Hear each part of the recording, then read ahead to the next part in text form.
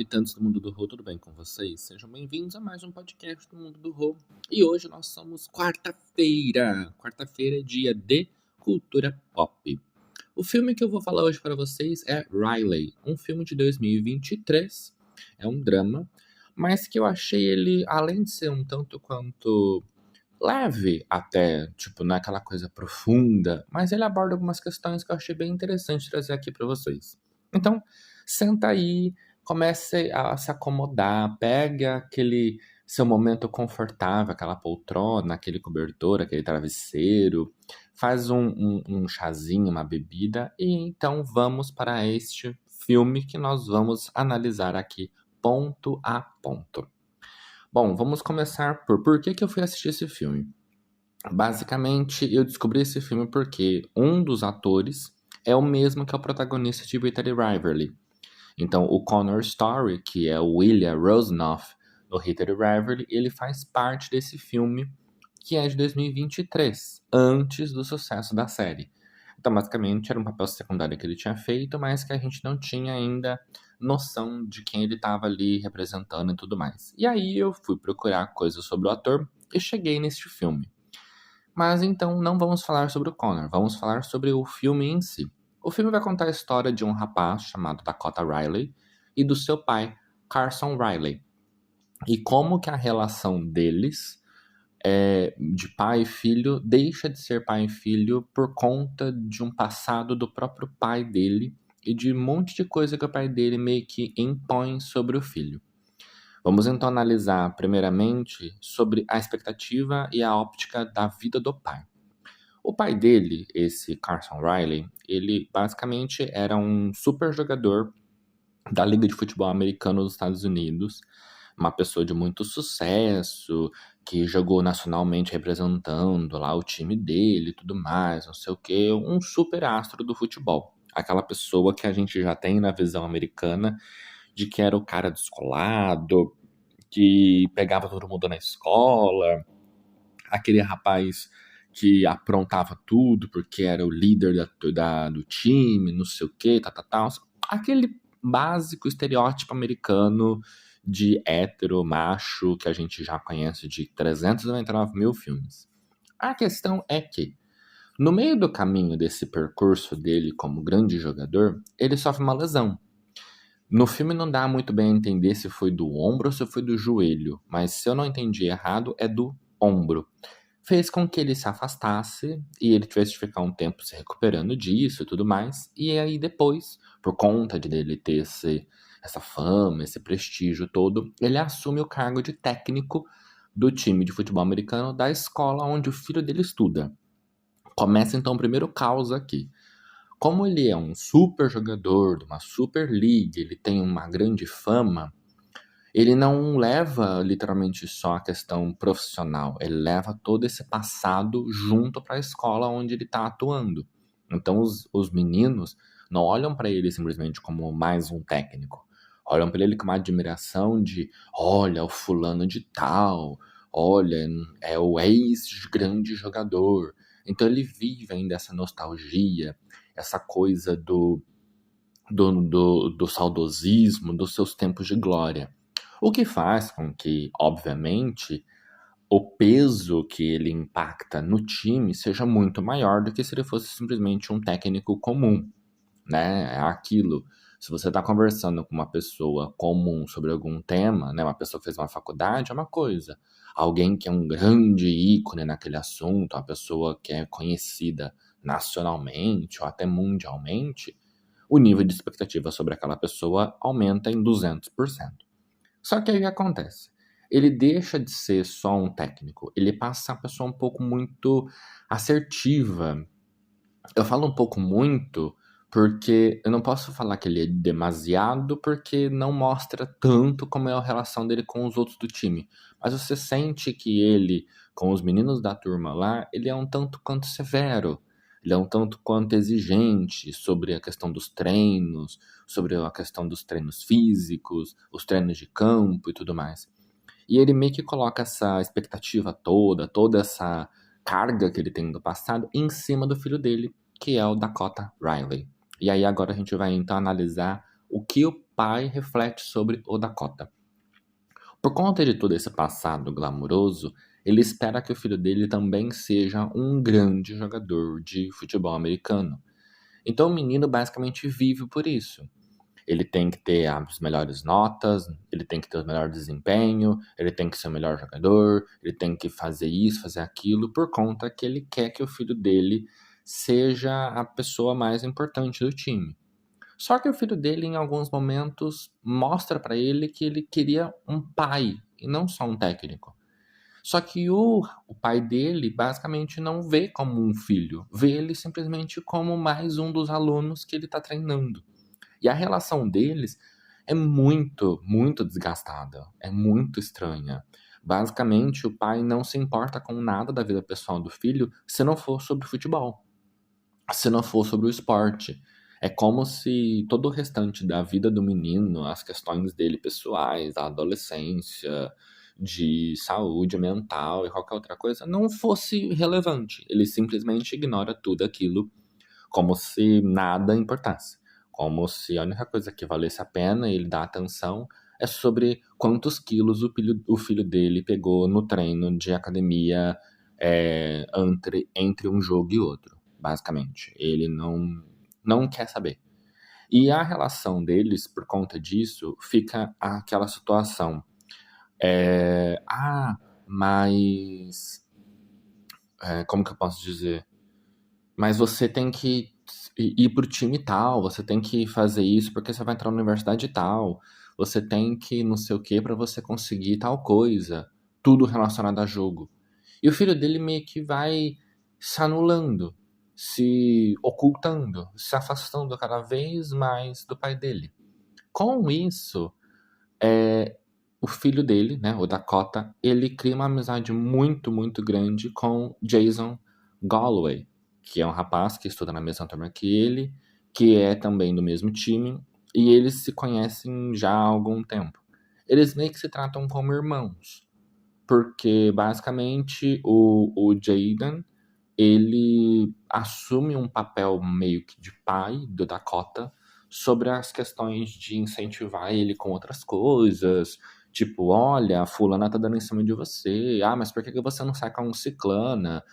Mas por que que você não faz isso? Ele meio que oferece um suporte emocional que muitas vezes o próprio pai do Dakota não oferece. E isso faz com que a percepção que ele tenha do Jaden mude no decorrer do filme. Eles de somente amigos, alguma coisa assim, passa por um sentimento muito mais profundo.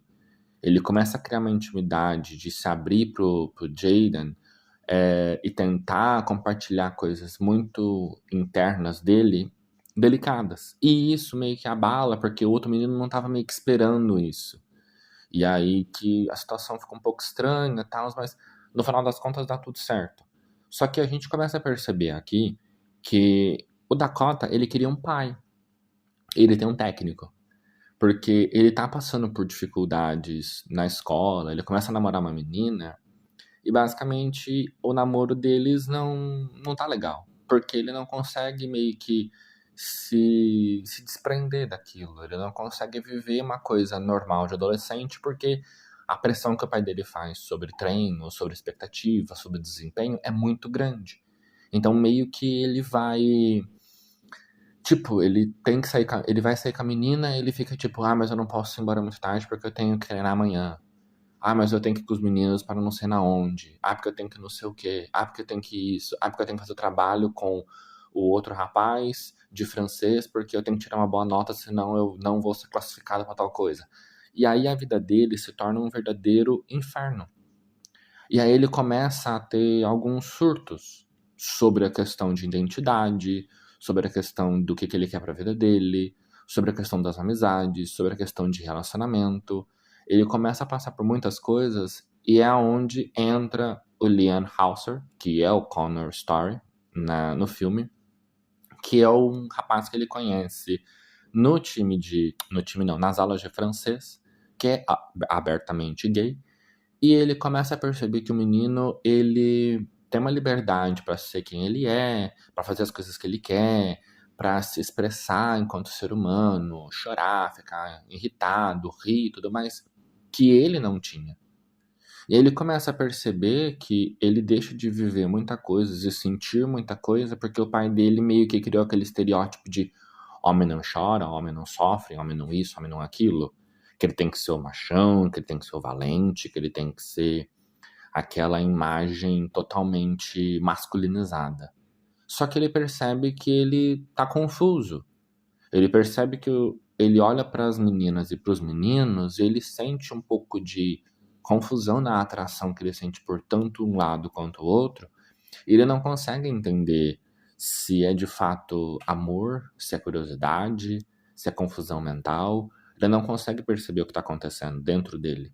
Ele basicamente vive uma batalha interna, onde ele começa, inclusive, além da namorada dele, ele começa a sair com alguns rapazes, e ele também não consegue nada com os rapazes, porque a todo momento ele tem medo de descobrirem que ele é filho do fulano, então carrega aquela imagem, nossa, mas o filho do grande astro do futebol americano é gay?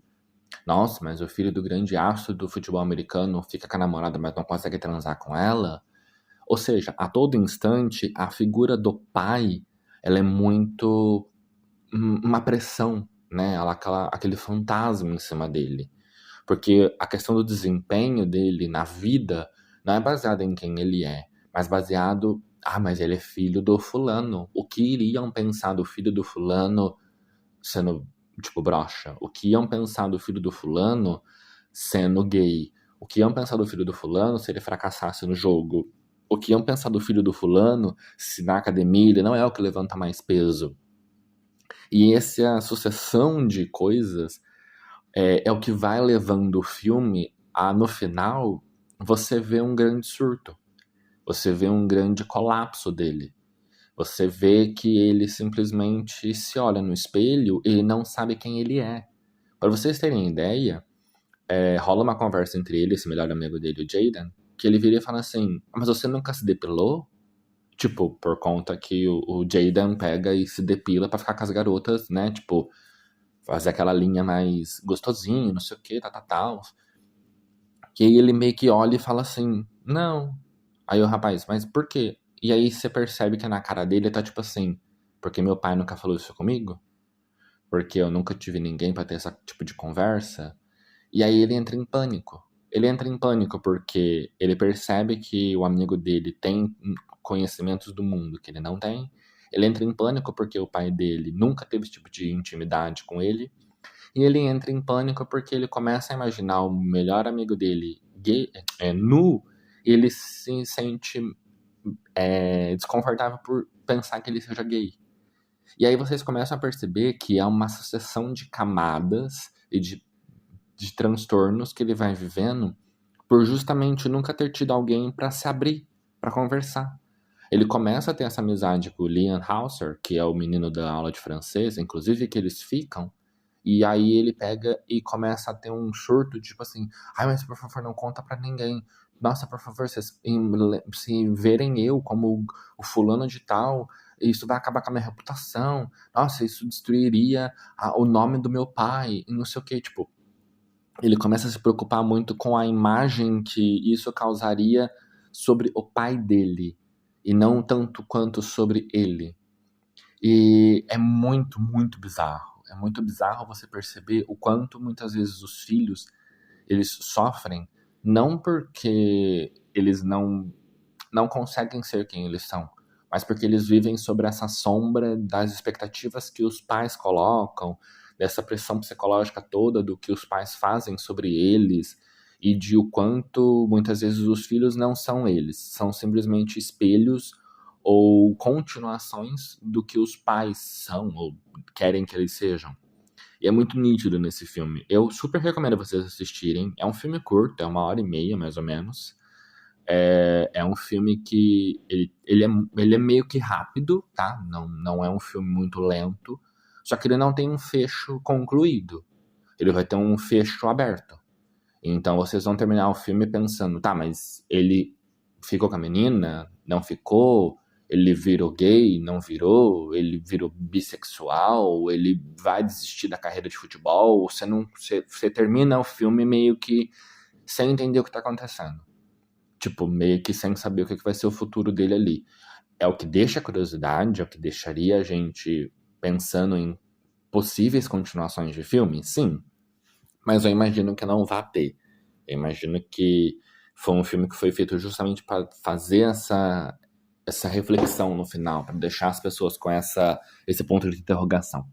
Mas enfim, eu gostei bastante, achei que não iria me conectar com o filme, mas me conectei, achei muito bacana a relação dele com o pai e o quanto isso. Não falo bacana que seja uma relação saudável, tá? Mas a bacana de analisar como uma relação entre pai e filho gera tantos desdobramentos na vida de um jovem, né? Tipo, o quanto a falta de comunicação, a falta de diálogo, a falta desse mundo de coisa interfere na vida dele. Então, de alguma forma, eu achei isso bem interessante. E como os amigos dele, a menina que é a namorada dele, e esse amigo do francês, o melhor amigo dele, essas pessoas ao redor ali começam a notar o que está acontecendo e meio que vão tentando dar esse suporte para ele conseguir sair dessa prisão que o pai dele criou, sair desse fantasma e se desvencilhar dessa imagem do filho do fulano e ele ser basicamente ele, né? Tipo, ele conseguir ser um indivíduo social único e não só uma sombra do pai dele. Eu achei bacana. Assistam, depois voltem aqui para comentar e não se esqueçam de seguir o Mundo do Rô lá no Instagram. E é isso, habitantes. Um beijo e até o próximo episódio.